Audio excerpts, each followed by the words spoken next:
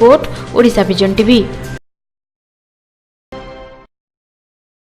मालकानगिरी जिला पड़िया ब्लॉक अंतर्गत मुरुबानपल्ली नवनिर्मित हनुमान मंदिर प्रतिष्ठा हो जाइछि। प्रथमे बड़ी सकाळु स्थानीय उपटेरू नदी शह शह महिला और पुरुष कलशरे पानी आनी प्रतिष्ठा उत्सव निमंते पूजा कार्य आरंभ होइतिला।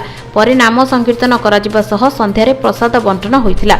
सूचना अनुसार मुरुबानपल्ली एमवी 62 और एमवी 48 ग्रामवासी मिलित भावे गत दिन में एक बैठक कर हनुमान मंदिर निर्माण पर योजना करथिले।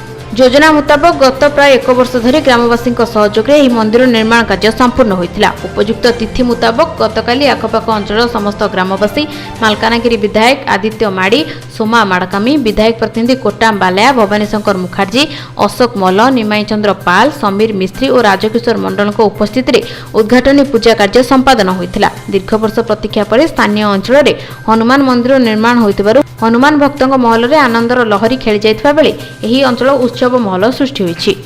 मालकानगिरी प्रभात साहंक रिपोर्ट ओडिशा विजन टीवी।